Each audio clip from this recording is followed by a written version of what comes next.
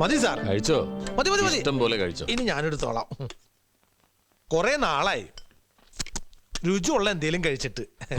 Sir വെജിറ്റേറിയനാ? Non മുമ്പ് കഴിച്ചിരുന്നു, ഇപ്പൊ ഇല്ല. Pure vegetarian? Pure vegetarian. പോലീസിൽ പ്യുവർ വെജിറ്റേറിയനോ?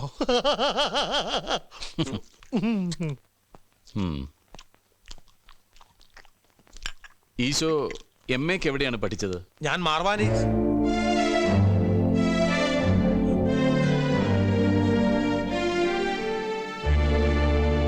ഈശോ, ആ പേര് സാറിനെങ്ങനെ അറിയാം? എനിക്ക് ആ പേരുള്ള ചുരുക്കം ചിലർക്ക് അറിയുള്ളൂ. ഞങ്ങളെ കൂടാതെ ആ പേര് ഉറപ്പായിട്ട് മറ്റൊരാൾക്കും കൂടെ അറിയാമായിരുന്നു. ആർക്ക്? നാദാമംഗലത്തെ മാണിക്കുഞ്ഞിന്.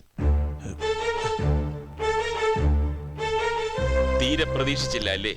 പറ, മാണിക്കുഞ്ഞ് ഈ പേരെങ്ങനെ അറിഞ്ഞു? എനിക്കറിയില്ല. നിനക്കെല്ലാം അറിയാം. ഈ കൂട്ടക്കൊലയ്ക്ക് ഉത്തരവാദി നീയാണ്. പറ അലക്സ്, അവിടെ രണ്ടിടത്തു നിന്നും കൊള്ള ചെയ്ത സ്വർണവും പണവും എല്ലാം നീ എന്ത് ചെയ്തു?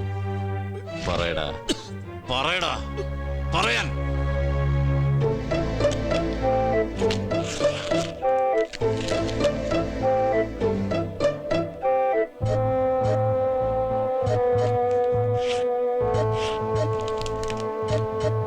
തൊണ്ടി കോടതിയിൽ ഹാജരാക്കുന്നില്ലേ? നാളെ ഹാജരാക്കും സർ. പ്രതി കുറ്റം സമ്മതിച്ചോ? ആദ്യമൊക്കെ സമ്മതിച്ചു. അങ്ങനെയാണ് ഈ കളവ് മുതൽ ഇത്രയെങ്കിലും റിക്കവർ ചെയ്യാൻ സാധിച്ചത്. പക്ഷേ റിമാൻഡ് എക്സ്റ്റെൻഡ് ചെയ്യാൻ വേണ്ടി ഹാജരാക്കിയപ്പോൾ അവന്റെ സ്വഭാവം നേരെ മാറി. പോലീസും CBIയും കൂടി എല്ലാം തന്റെ തലയിൽ കെട്ടിവെച്ചതാണെന്നും മർദ്ദനം പേടിച്ച് കുറ്റം സമ്മതിച്ചാണെന്നും കൂടി അവൻ കോടതി പറഞ്ഞു. അത് യൂഷ്വൽ അല്ലേ? ഏത് പ്രതിയാ കോടതിയിൽ കുറ്റം സമ്മതിച്ചിട്ടുള്ളത്? അവനെ ചാർജ് ചെയ്യാനുള്ള തെളിവുകളൊക്കെ ഇല്ലേ? 100%. പരിസരത്ത് അവനെ കണ്ട സാക്ഷികൾ, 2 വീട്ടിൽ നിന്നും കിട്ടിയ അവന്റെ ഫിംഗർ പ്രിന്റ്സ്, പിന്നെ കളവ് മുതൽ കണ്ടെടുത്ത എക്സെട്ര. ഇതാണ് സർ കൊല ചെയ്യാൻ ഉപയോഗിച്ച ആയുധം.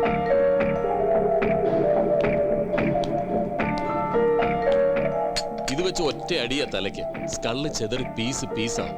ഒരു മോഷ്ടാവ് എന്നതിനേക്കാൾ ഉപരി he's a maniac serial killer. ഡ്രഗ്സിന്റെ ഇൻഫ്ലുവൻസും കൂടി ആവുമ്പോൾ ആളുകൾ പെടഞ്ഞു മരിക്കുന്ന കണ്ടാൽ അവന് രസം കയറും. ഡോക്ടേഴ്സ് അവൻ്റേത് വളരെ പെക്യുലർ കേസാണെന്നാണ് റിപ്പോർട്ട് ചെയ്തിരിക്കുന്നത്. ചാർജ് ഷീറ്റ് നമുക്ക് നാളെ ഫയൽ ചെയ്യാം സാർ. ഓക്കെ, ശരി സർ.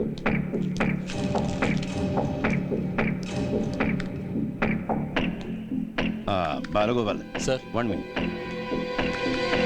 ഈ മാണിക്കുഞ്ഞ് ചുമരിൽ എഴുതിയ ഈശോ അലക്സിന്റെ ഇരട്ട പേരാണെന്ന് സംശയം തോന്നാൻ കാരണം? അലക്സിന്റെ ഹിസ്റ്ററി പഠിച്ചപ്പോൾ എനിക്ക് ഒരു കാര്യം മനസ്സിലായി സർ. വലിയ വലിയ കൊള്ളകൾ നടത്തുന്നതിന് മുമ്പുള്ള അവന്റെ മോഡസ് ഓപ്പറൻഡി, കൊള്ള നടത്താൻ ഉദ്ദേശിക്കുന്ന സങ്കേതവുമായി അവൻ ഏതെങ്കിലും ഡിസ്ഗൈസിൽ പരിചയപ്പെടും. കാര്യങ്ങളൊക്കെ ഒന്ന് ചോദിച്ച് മനസ്സിലാക്കും, എന്നിട്ട് കൊള്ള നടത്തും. ഡീറ്റെയിൽസ്. Thank you sir. മാണിക്കുഞ്ഞിന്റെ കാര്യത്തിലും ഇത് തന്നെ സംഭവിച്ചിട്ടുണ്ടാവണം. അലക്സ് മാണിക്കുഞ്ഞിനെ പരിചയപ്പെടുമ്പോൾ അധികം ആർക്കും അറിയില്ലാത്ത ഈശോ എന്ന പേര് അവൻ മാണിക്കുഞ്ഞിനോട് പറഞ്ഞിട്ടുണ്ടാവും എന്ന് ഞാൻ ഊഹിച്ചു. അത് വർക്കൗട്ട് ചെയ്തിട്ടാണ് അവനെ ട്രാപ്പിലാക്കിയത്. സത്യത്തിൽ ഈ ഒരു ടേണിംഗ് പോയിന്റ് ആണ് CBIക്ക് അലക്സിന്റെ മേലുള്ള സംശയം ഉറപ്പിച്ചത്. Wonderful, just wonderful. Thank you sir. ഇത്രയും കേട്ടതിൽ നിന്നും സാറിനെ അവൻ എന്തിനാ കാണണമെന്ന് പറഞ്ഞത്? എന്തെങ്കിലും ഊഹമുണ്ടോ? Nothing, absolutely nothing. ഇപ്പൊ 2 പേർക്ക് ഈ കാര്യം അറിയൂ.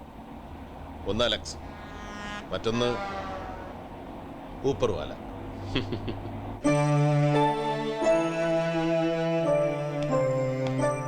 അലക്സ്,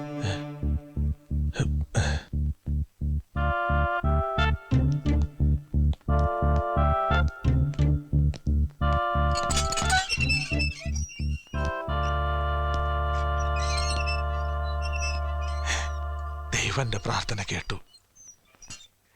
ഇവരൊക്കെ പറഞ്ഞത് സാറ് വരില്ല എന്നാ, പക്ഷെ എനിക്ക് വിശ്വാസം ഉണ്ടായിരുന്നു.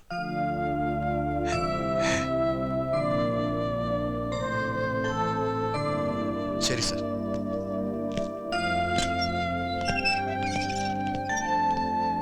ഈ ലോകം വിട്ടുപോകാൻ ഇനി ഏതാനും ദിവസങ്ങൾ എനിക്കുള്ളൂ. ഞാൻ സത്യമേ പറയൂ, സാറ് വിശ്വസിക്കണം.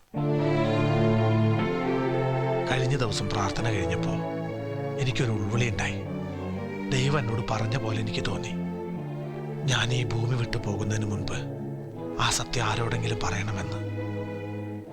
വളരെ യാദൃശികമായിട്ടാണ് സാറ് ഇവിടെ ഉണ്ടെന്ന് പേപ്പറിൽ കണ്ടത്. എനിക്ക് പറയാനുള്ളത് കേൾക്കാൻ ഏറ്റവും യോഗ്യം സാറാണെന്ന് എനിക്ക് മനസ്സിലായി. ഇരണിയിലെയും നാദാമംഗലത്തെയും കൂട്ടക്കൊല കൂടാതെ തെളിയിക്കപ്പെടാത്ത 3 കൊലകൾ കൂടി ഞാൻ ചെയ്തിട്ടുണ്ട്. തമിഴ്നാട്ടിൽ ആദ്യത്തെ കൊല നടത്തിയത് കൊള്ള നടത്തിയ ശേഷം ആത്മരക്ഷാർത്ഥമാണെങ്കിൽ കർണാടകത്തിൽ 2 പേരെ കൊന്നത് ദൃക്സാക്ഷികൾ ഇല്ലാതാക്കാനായിരുന്നു. തുടർന്ന് എനിക്ക് മനസ്സിലായി ആ കൊലകളിൽ കാരണമില്ലാത്ത ഏതോ രസം എനിക്കുണ്ടായിരുന്നുവെന്ന്. നാദാമംഗലത്തെയും ഇരണിയിലെയും കൂട്ടക്കൊലയ്ക്ക് മുൻപ് ഞാൻ പൂർണ്ണ മൃഗമായി തീർന്നിരുന്നു. ഇതൊരു കൺഫെഷനാണ്. ആണെങ്കിൽ ഫാദർ ഗോമസിനോട് മതിയായിരുന്നു. എന്നെ മൃഗത്തിൽ നിന്നും മനുഷ്യനാക്കി മാറ്റിയ മനുഷ്യസ്നേഹി. ഇല്ലെന്ന് വിശ്വസിച്ച ദൈവം ഉണ്ടെന്ന് തെളിയിച്ചെന്ന മഹാൻ. പക്ഷേ അദ്ദേഹത്തിന് പോലീസിന്റെ ജോലി ഇല്ലല്ലോ സാർ. മനസ്സിലായില്ല. ആ 7 കൊലകളിൽ ഒരെണ്ണം ഞാൻ ചെയ്തതല്ല സാർ. മറിച്ച് 6 എണ്ണം ഞാൻ ബോധപൂർവം തന്നെ ചെയ്തതാ. ആ വീടുകളിൽ കൊള്ള നടത്തിയത് ഞാൻ തന്നെയാ. കള്ളം, പച്ചക്കള്ളം. 6 അല്ല 7 ഇവൻ തന്നെയാ ചെയ്തത്. എന്നിട്ട് ഇപ്പൊ തെറ്റിദ്ധരിപ്പിക്കാൻ വേണ്ടി. Please let him complete it. പറയൂ. ഇങ്ങനൊരു രഹസ്യമല്ല, സത്യം. ഇപ്പോൾ പറയുന്നുകൊണ്ട് യാതൊരു ദൈവോദാക്ഷിണ്യമോ ആരിൽ നിന്ന് ഞാൻ പ്രതീക്ഷിക്കുന്നില്ല. ഞാൻ ചെയ്ത കൊലകളിൽ ഒന്ന് കൂടിയാലും കുറഞ്ഞാലും ഈ ശിക്ഷയിൽ ഒരു മാറ്റവും ഉണ്ടാവില്ലെന്ന് എനിക്ക് നന്നായിട്ടറിയാം. ഞാൻ പൂർണ്ണ മനസ്സോടെ സ്വീകരിച്ച ശിക്ഷയാണിത്. എൻ്റെ ഈ മോഹം കണ്ടാലറിയില്ലേ, എനിക്കൊട്ടും പരിഭ്രമവും ഇല്ല, ഭയവും ഇല്ല. പിന്നെ ഇപ്പൊ ഇങ്ങനെ ഒരു മനമാറ്റത്തിന് എന്താ കാരണം? ഒരു കാരണം ഞാൻ ആദ്യം പറഞ്ഞത്, ദൈവം എന്നെ പ്രേരിപ്പിച്ചു വന്നത്. മറ്റൊന്ന്, 7ാമത്തെ കൊല ആര് ചെയ്തു അവർ ഇന്ന് സമൂഹത്തിൽ മാന്യരായി കഴിയുന്നുണ്ടാവണം. തങ്ങളെ തൊടാൻ ആർക്കും കഴിയില്ലെന്ന അഹങ്കാരത്തിൽ. അസത്യം പറയുന്നതിനേക്കാൾ പാപമാണ് സത്യം പറയാതിരിക്കുന്നത്. അതുകൊണ്ടാവണം ദൈവം ഈ അവസാന നേരത്ത് ഇത് പറയാൻ എന്നെ പ്രേരിപ്പിച്ചത്. ആരാണ് ഇതിൽ 7ാമത്തെ ആൾ? മാണിക്കുഞ്ഞ്, നാദാമംഗലത്തെ 2 പേരിൽ ഒരാൾ.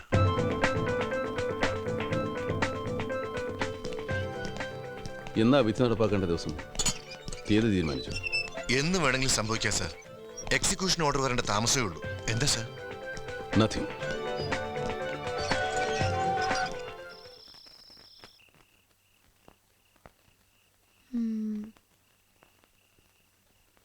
CID-കൾ രണ്ടുപേരും കുറെ നേരമായി നിന്ന് തല പോയിക്കുന്നു. വല്ലതും പറയാറായോ? പറയട്ടെ. അലക്സ് പറഞ്ഞത് വിശ്വസിക്കാം. കാരണം ഈ മാണിക്കുഞ്ഞിനെ കൊന്നത് അലക്സ് അല്ലെന്ന് വന്നാൽ അയാള് വധശിക്ഷയിൽ നിന്ന് രക്ഷപ്പെടുവോ? ഇല്ല, ഒരു സാധ്യതയുമില്ല. അപ്പോ തീർച്ചയായിട്ടും അയാള് പറഞ്ഞത് വിശ്വസിക്കാം. കാരണം എന്തെങ്കിലും ദൈവോദാക്ഷിണ്യോ പ്രതീക്ഷിച്ച് പറഞ്ഞതല്ലല്ലോ പാവം. CBI അന്വേഷിച്ച കൂട്ടക്കൊല കൂടാതെ ഇതുവരെ തെളിയിക്കപ്പെട്ടിട്ടില്ലാത്ത 3 മർഡർ കൂടി അയാള് സമ്മതിച്ചില്ലേ? അതുവാരും ചോദിച്ചിട്ടില്ലല്ലോ. അത്രയൊക്കെ സത്യം അയാള് പറഞ്ഞെങ്കിൽ അയാളെ വിശ്വസിക്കാം. കുട്ടിത്തലയിൽ ആൾതാമസമുണ്ട്. അപ്പോ ഇക്കാര്യത്തിൽ CBIയുടെ അഭിപ്രായം? വിശ്വാസം മാത്രം പോരല്ലോ. സാധാരണ മനുഷ്യരെക്കാൾ റാഷണലാണ് പോലീസുകാരൻ്റെ മനസ്സ്. അതിനെ കൂടെ കൺവിൻസ് ചെയ്യണം. എനിവേ, അവനെ പ്രേരിപ്പിച്ച് ദൈവം തന്നെ എന്തെങ്കിലും ഒരു വഴി കാണിച്ചു തരട്ടെ. തീർച്ചയായിട്ടും കാണിച്ചു തരും. കണ്ടോ? Let us hope. രാജു എത്ര ദിവസം വേണ്ടത്? നാളത്തെ കണ്ണൂർ എക്സ്പ്രസിന് മടങ്ങണം. പിന്നെ എങ്ങനെയുണ്ട് ഡോഗ് സ്ക്വാഡിലെ ജോലിയൊക്കെ? ഞാനും കുറെ പട്ടികളും. സുഖം, ഔദ്യോഗിക ടെൻഷനൊന്നുമില്ല. അത് ശരി. അല്ല, ഒരു കണക്കിന് ഈ പട്ടികളുടെ കമ്പനിയാ പലതുകൊണ്ടും നല്ലത്. കഴിഞ്ഞ ദിവസം അലക്സിന്റെ കത്ത് വന്നിരുന്നു. ഇരണിയിൽ നാദാമംഗല ഫെയിം. ക്രൈംബ്രാഞ്ച് ആ കേസ് അന്വേഷിച്ച കാലത്ത് അവനെന്തോ റഫായി പെരുമാറിയെന്നും പറഞ്ഞു. അതിന് മാപ്പി വെച്ചുകൊണ്ട്. എനിക്കറിയാം, ഞാൻ അഡ്രസ് കൊടുത്തത്. അലക്സിന്റെ കാര്യം പറഞ്ഞപ്പോഴാണ് ഓർമ്മ വന്നത്. കഴിഞ്ഞ ദിവസം ജയിലിൽ ഒരു അത്ഭുതം നടന്നു. CBI-യിലെ സേതുരാം അയ്യർ അലക്സിനെ കാണാൻ വന്നു. അയാളിപ്പോ ഡൽഹിയിലല്ലേ? അതെ, പക്ഷെ ഇപ്പൊ ലീവിൽ നാട്ടിലുണ്ട്. സ്വാമി എന്തിനാ വന്നത്? അവരെന്താ സംസാരിച്ചേ? No idea. അവരുടെ സംസാരങ്ങളൊക്കെ രഹസ്യമായിരുന്നു. അത് കൊള്ളാലോ. സ്വാമി ജയിലിൽ വന്ന് രഹസ്യമായിട്ട് സംസാരിച്ചു.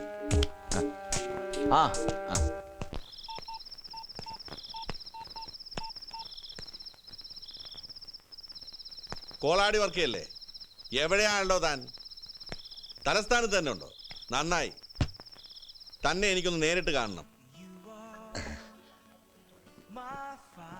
ഞാൻ പിന്നീട് ഈ ജയിലർ രാജുവിനെ അയാൾ താമസിക്കുന്ന സ്ഥലത്ത് പോയി കണ്ടു, സംസാരിച്ചു. പക്ഷെ അയാൾ ആണയിട്ട് പറയുന്നു സ്വാമിയും അലക്സും സംസാരിച്ചത് അയാൾ കേട്ടില്ലെന്ന്. എന്നാലും സ്വാമിയോട് അവൻ എന്തു പറഞ്ഞിട്ടുണ്ടാവും? പറയാൻ അലക്സിന് എന്തറിയാം? എന്തിന് കണ്ടു, എന്ത് സംസാരിച്ചു, ഇപ്പൊ അതല്ല വിഷയം. അവൻ സംസാരിച്ചു. കേട്ടത് സേതുരാമയ്യ. 6ാം ഇന്ദ്രിയമുള്ളവനാണ് അയാൾ.